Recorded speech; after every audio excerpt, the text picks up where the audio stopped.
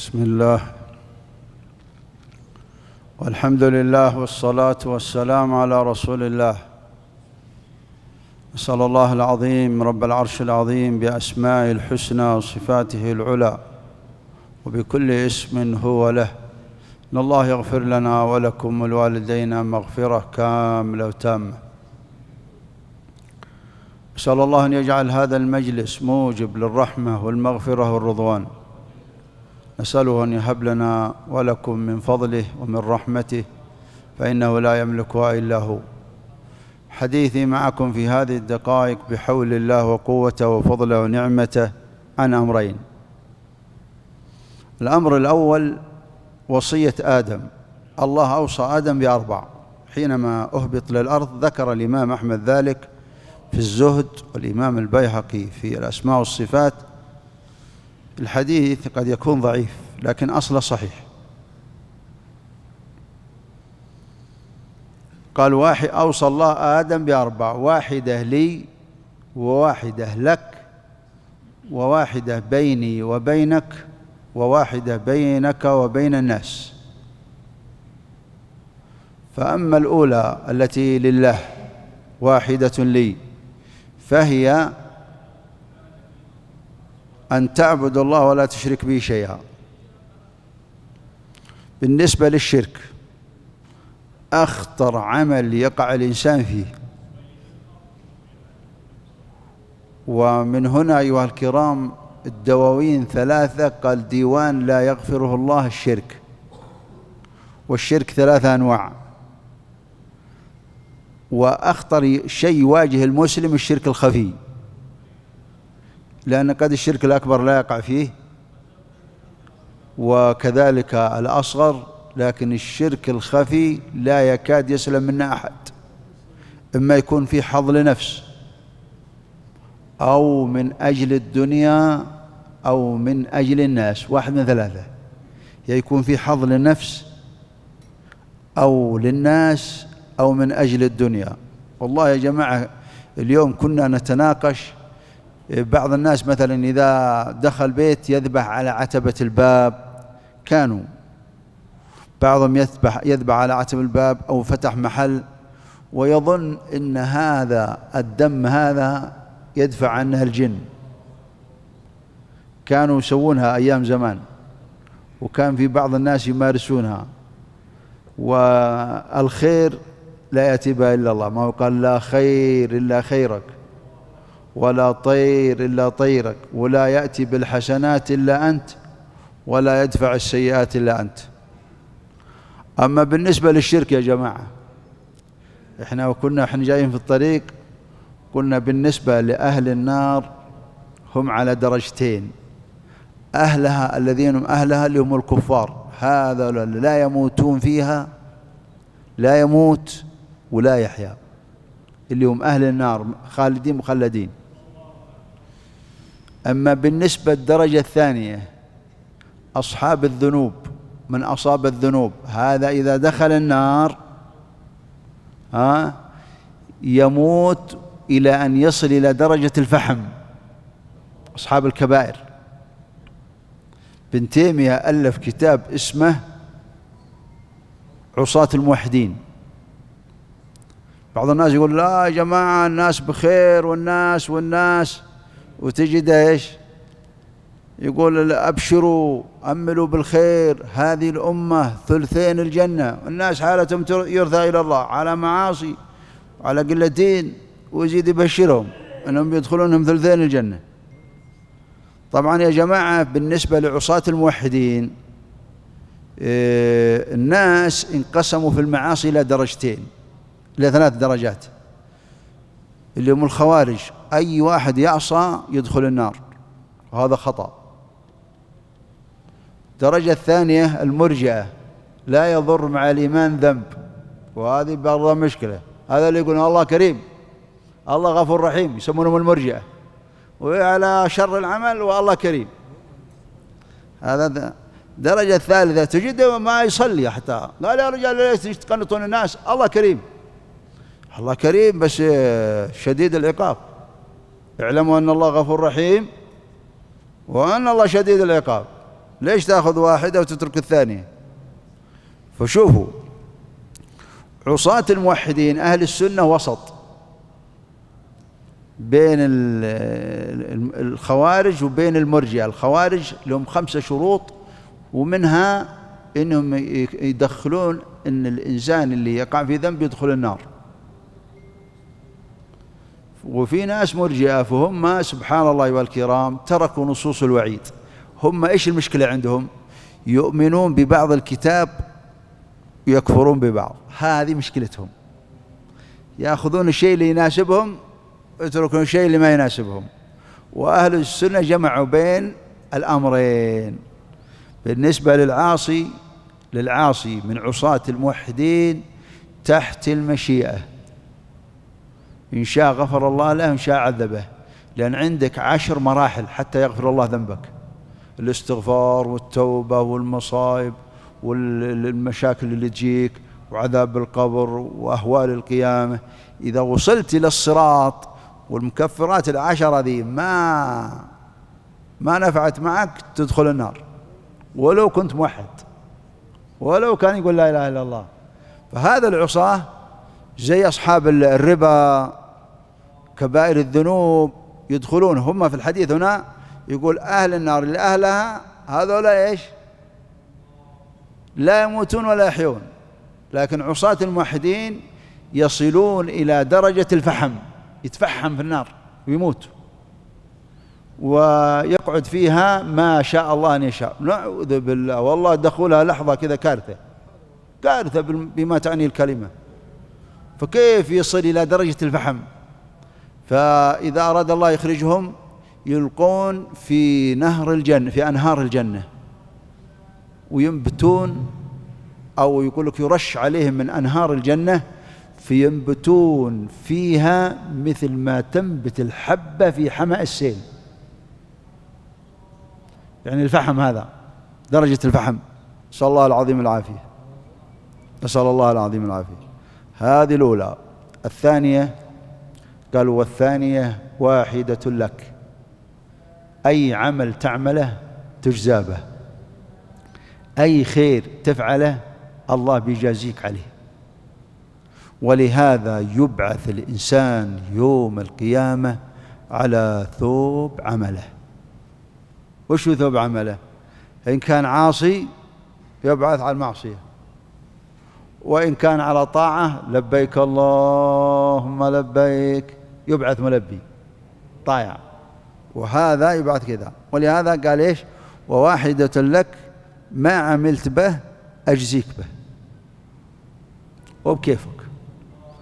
والتي بينك وبين الله ثالثة هي الدعاء.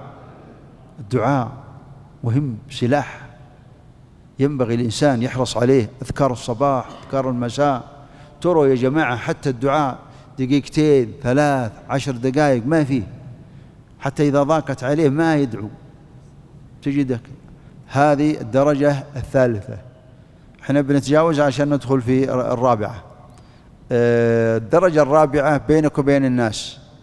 كان الإسلام في الناس قبل الإسلام في جاهلية وشر، لا يعرفون حق الله ولا يعرفون حقوق بعض. جاء الإسلام بين حق الله وبين حقوق الناس. ومن حقوق الناس الحقوق 6، حقوق المسلم 6 نقف عندها في هذه الدقائق. أول حق رد السلام.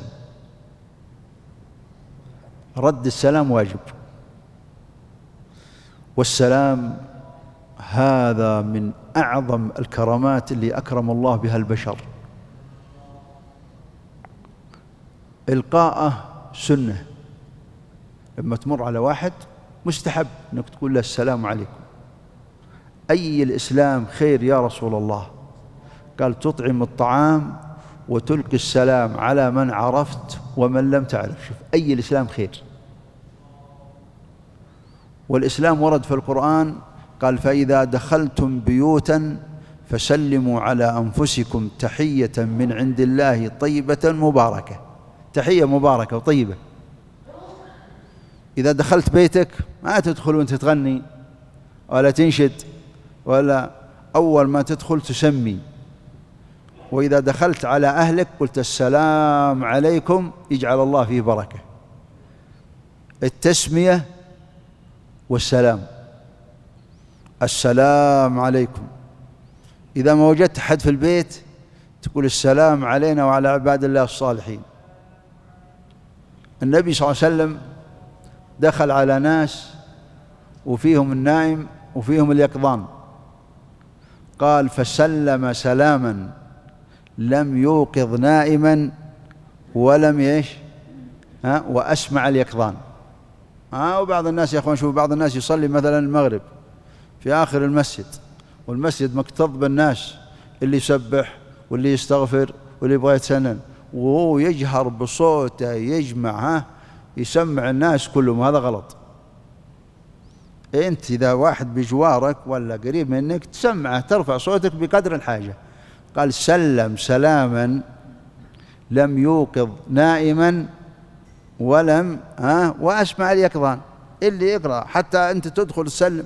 بعض الأئمة دخل مع باب المسجد الجماعة يشكون منه، يقول أول ما يدخل مع الباب يصدع لك بالسلام بطريقة فجة، السلام عليكم بأعلى صوته.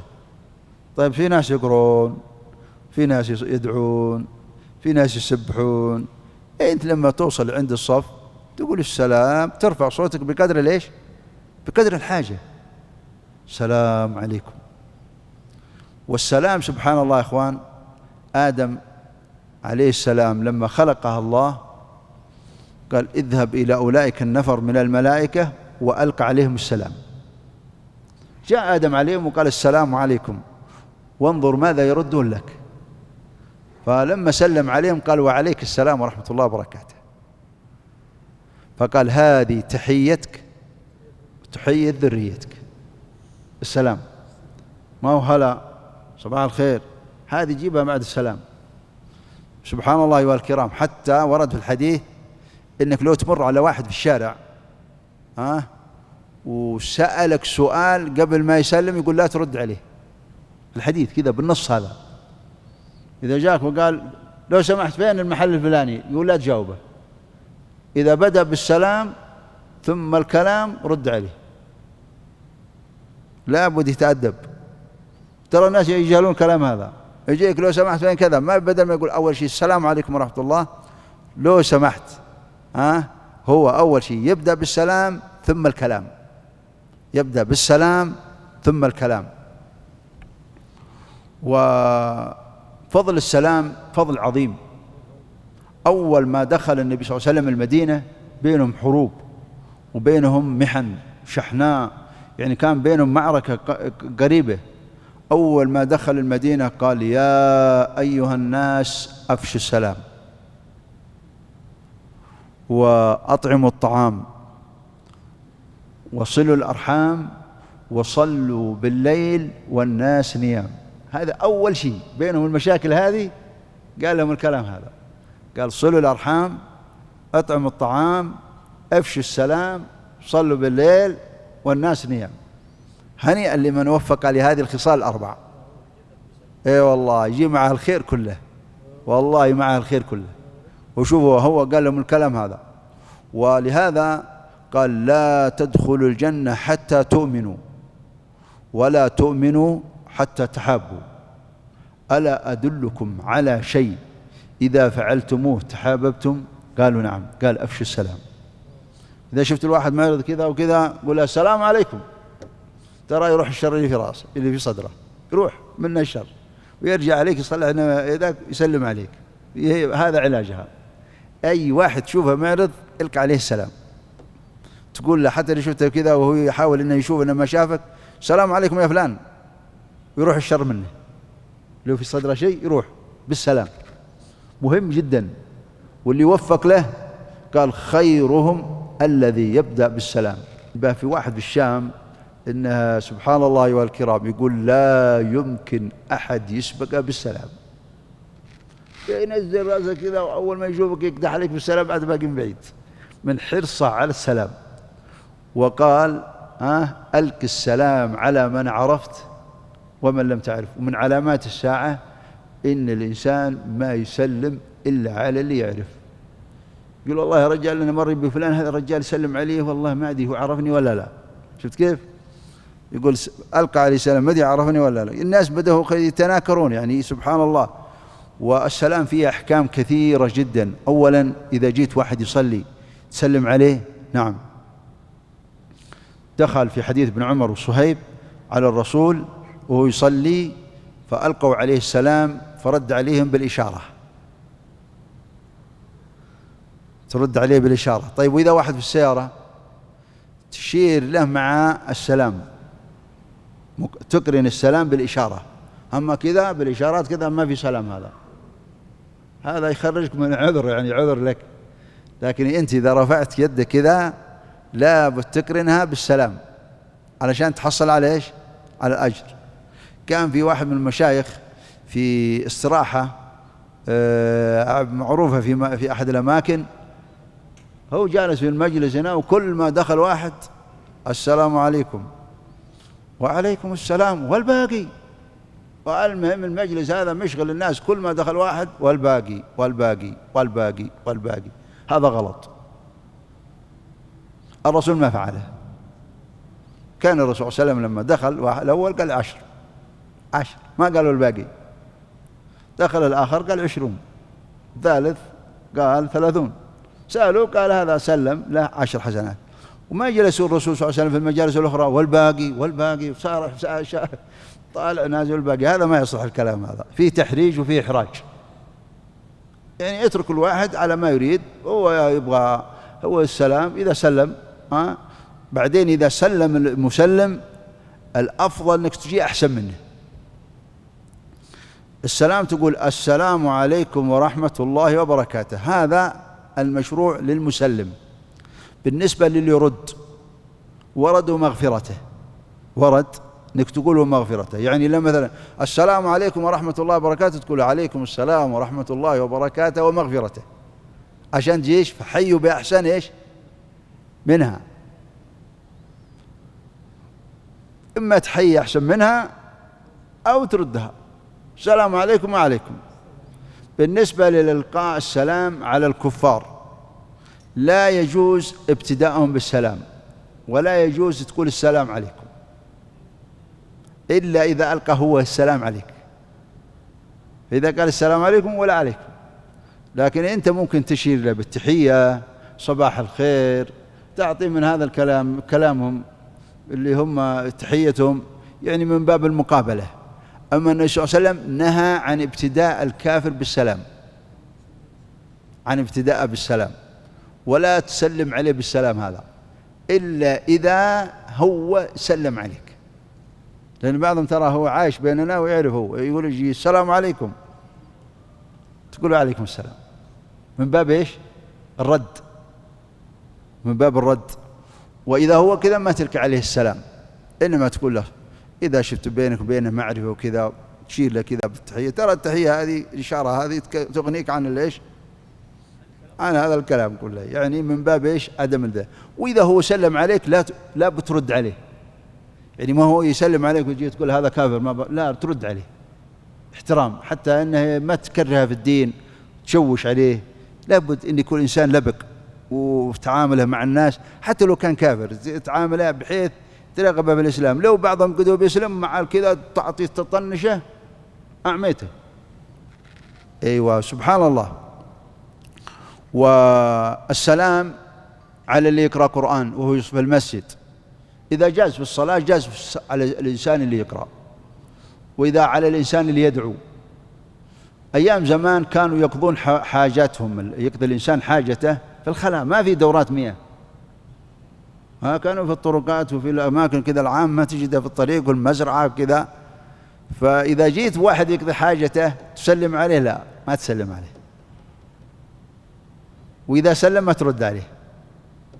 وكانوا أحيانا أيام زمان يخرجون في الليل ويقضون حوائجهم يسولفون مع بعض، وهذا الله يمقت عليه. تعرفش معنى المقت؟ يكرهه وهو يغضب عليه، ما يعني عمل ما هو طيب. تسولف وانت تقضي حاجتك، بعض الأولاد يدخل دورة المياه ويقلبها سالفة على الجوال مع واحد من أصحابه، ولا يفتح له مقطع يتفرج عليه ويتسمع، ويجر للملائكة يدخلون معه في دورة المياه، وهذا الله يمقت عليه.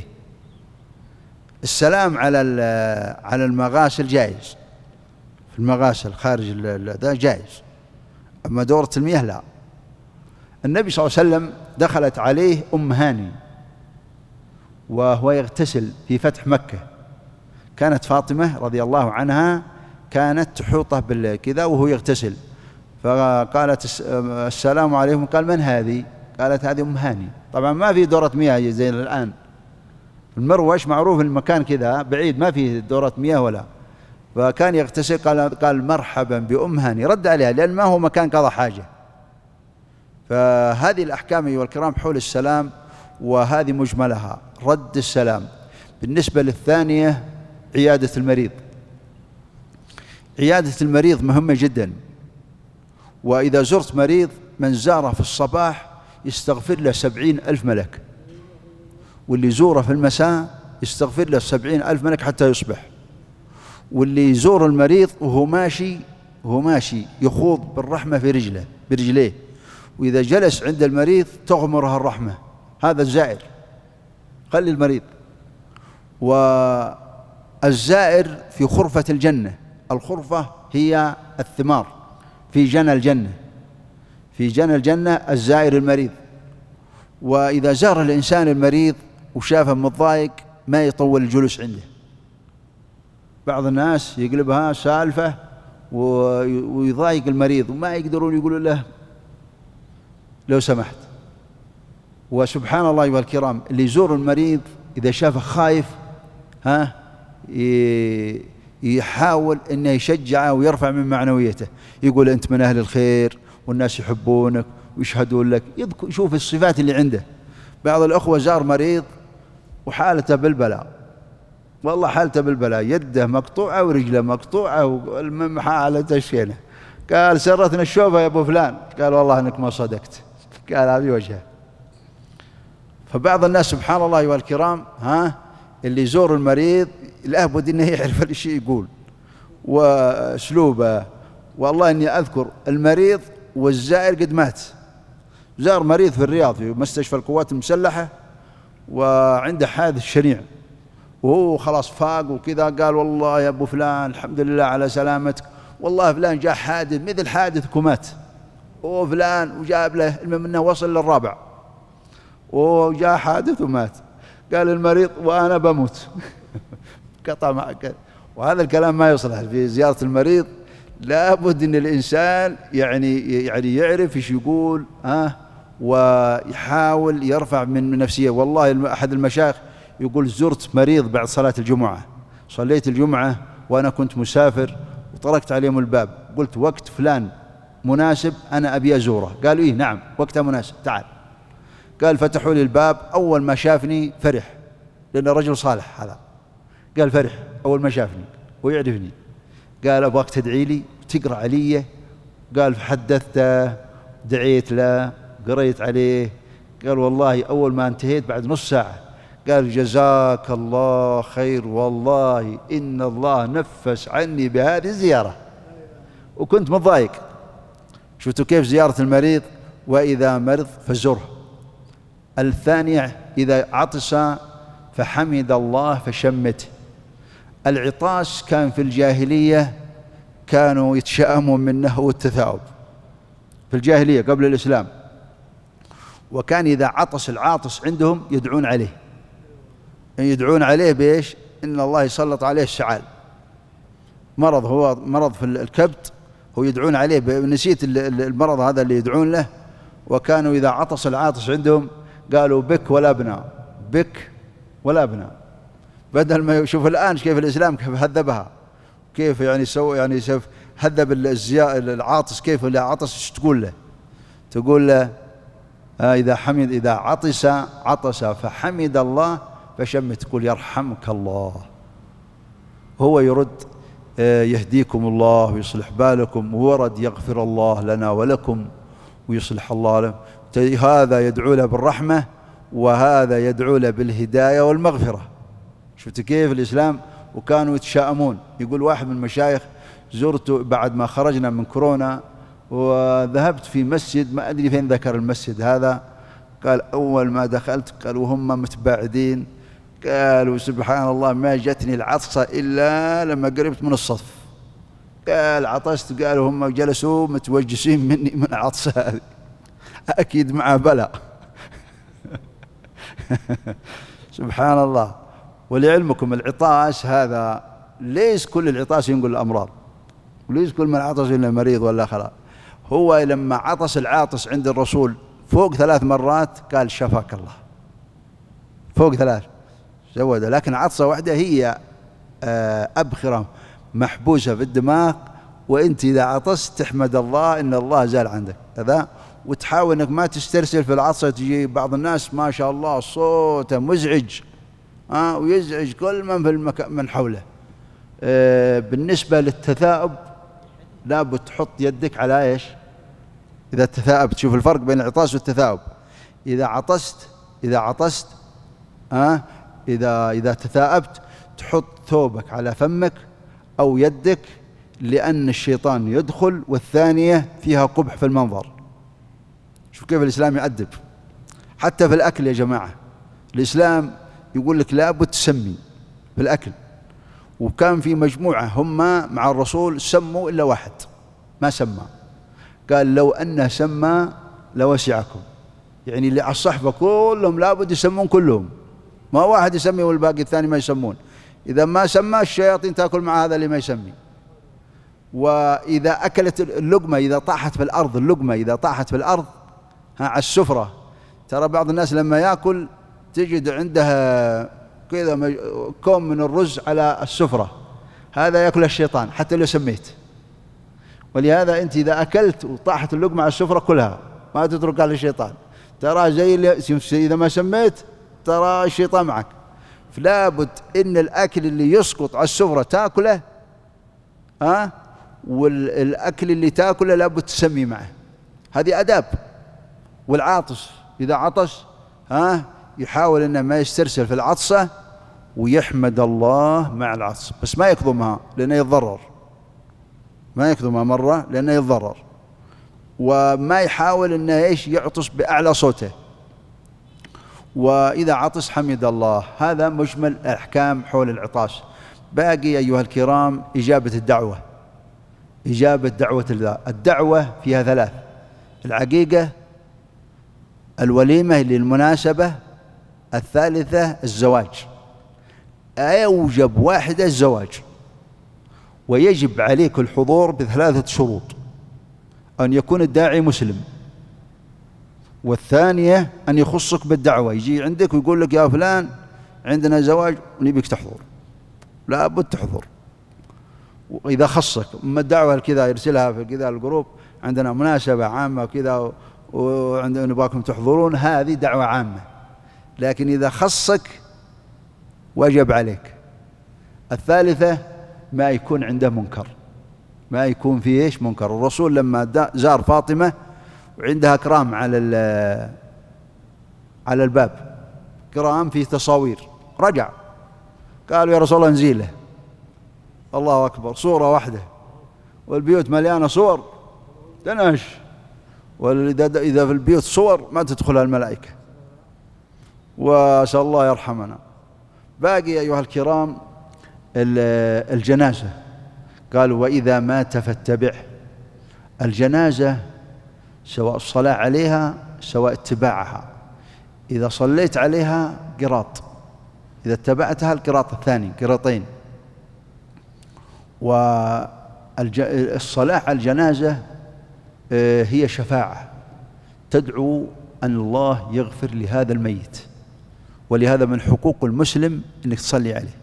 والله نحن كنا في الحرم، الكلام هذا قريب، بعد صلاة الفجر في حرم الله الصلاة فيه، بس حتى صلاة الجنازة صلاة فيه ب100,000 صلاة. والله 2 جالسين على الجوالات وكذا. أنت ليش ما تصلي يا عبد الله؟ قلت له بعد ما سلم ليش ما تصلي؟ إيش عندك مريض؟ لماذا لا تصلي؟ تكسب الأجر. أنت لو كنت الميت مكان هذا الميت اللي نصلي عليه، تبغى الناس يجلسون وهو يجلسون يلعبون على الجوالات ما يصلون عليك؟ ترضى هذا؟ تبغي هذا الكلام؟ في ناس بالشكل هذا، يعني زهد في الخير وعدم حتى احترام الميت. الرسول صلى الله عليه وسلم لما مرت جنازة يهودي قالوا إنه يهودي، قال هذا موت، له إيش؟ له رهبة. الموت له رهبة حتى لو كان كافر، ما هو تجلس كذا كان ما في حدث. لابد إنسان، يعني إذا كان هنا جنازة قدامك والناس يصلون عليها وأنت ما تحرك في قلبك شيء ولا تحرك في كذا، معناه القلب الإنسان ميت والعياذ بالله. الصلاة على الجنازة شفاعة، تدعو الله أن الله يغفر له، ومن صلى عليه 40 لا يشركون بالله غفر الله له، شفعهم فيه. حكم الصلاة على الجنازة واجبة فرض كفاية، إذا صلى عليها مجموعة يسقط عن الباقي، ما عاد يكون واجب عليهم. لكن اللي يكون موجود وناس يصلون ترى هذا جريمة، ترى يعني أنت ما أنت موجود هذا شيء ثاني، لكن أنت موجود ترى والله ما تصلي جريمة، جريمة كبيرة، لأنه فرض الصلاة عليه. الصلاة المرحلة الثانية، الآن صلينا عليه في المسجد وانتقل المقبرة، يكون الصلاة عليه هناك سنة، وتمتد السنة إلى شهر. يعني أنا كنت مسافر، أبي أخي قريبي صديقي مات، صلوا عليه وجيت أنا متأخر، يا تصلي على القبر يا تلحق الجنازة في المقبرة تصلي عليها. صلاة تقعد يقولك تقعد ساعة، هذا غلط في الدعاء بعد ما الدفن. ترى الدفن هذا إذا دفن الميت أسئلة: من ربك؟ ما دينك؟ من نبيك؟ ما بيقعدون ساعتين. وبعض الناس يجلس يا اللهم خلاص ممكن جاوب انتهى الموضوع. سألوا لأخيكم إيش؟ التثبيت، تدعو له 3 مرات: اللهم نسألك له التثبيت، اللهم ثبت عند السؤال، اللهم ثبت عند السؤال، ثبت. أما يجلسون كذا جالسين، والله جالسين تقريبا أكثر من نص ساعة. يا عباد الله، قلت يا جماعة تروا بالنسبة للأسئلة هذه تروها لحظات ما هي بالساعات. وحديث اللي قالوا عمرو بن العاص، ترى هذا اجتهاد من عمرو بن العاص رضي الله عنه، ليس فيها حديث، اجتهاد. قالوا يجلسوا عندي نحر الجزور، هذا حديث ما هو حديث، هذا اجتهاد من الصحابي هذا. لكن العلماء قالوا لا، ما حتى أنا قرأت فتوى اللجنة الدائمة اللي فيها الشيخ بن باز وكبار العلماء، قالوا لا، الحديث هذا ما يعول عليه، اللي هو حديث عمرو بن العاص تجلس عنده فعل نحر جزور، ما هو صحيح الكلام هذا. ونقف عند هذا القدر. باقي واحدة أنا نسيتها: إذا استنصحك انصحه، استشارك، جاك يا أبو فلان عندي كذا إيش رأيك؟ أدله على العوجة. بعض الناس يا أخوان، لأن المستشار أمين، إذا جاء عندك وثق فيك طلب منك نصيحة لا بد دله على الحق حتى اللي يجي فيها غيبة. شوف الرسول صلى الله عليه وسلم لما جاء معاوية بن سفيان، جاءت فاطمة بنت قيس قالت يا رسول الله خطبني فلان وفلان وفلان. قال معاوية صعلوك، معاوية رضي الله عنه صعلوك ما مع شيء، وابو الجهم ما ينزل العصا يضرب، وخذي فلان. أنا استشارته في 3 خطبوها، قال خذي فلان، فهو أشار عليها لأن المستشار أمين. وإذا استنصحك فهذه الحقوق الواجبة للمسلم. أسأل الله يرحمنا. الحقيقة أنا اضطريت أني أكملها مع بعض لأنها ما يمكن يجيبها مرة ثانية. أسأل الله يجعلنا وإياكم من المرحومين. اللهم إنك ترى مكاننا وتسمع كلامنا ولا يخفى عليك شيء من أمرنا. أنت الكريم الذي لا أكرم منه، والعظيم الذي لا أعظم منه. نسألك يا الله أن تجعلنا من المرحومين. اللهم هب لنا ولأزواجنا ولذرياتنا ولوالدينا ولأزواج ذرياتنا وذرياتهم وجميع المسلمين، هب لنا ولهم رحمة من عندك تهدي بها قلوبنا، تشرح بها صدورنا، تغفر بها ذنوبنا، تستر بها عيوبنا، تصلح بها ظاهرنا وباطننا وسرنا وعلانيتنا. اللهم اكفنا وإياهم كل شر وكل بلاء وكل فتنة يا رب العالمين. اللهم اختم لنا ولهم بخير، اللهم اختم لنا ولهم بخير. اللهم ارفع عنا وعن المسلمين في كل مكان كل عذاب، كل بلاء وكل وباء وكل داء. صلى الله وسلم وبارك على نبينا محمد.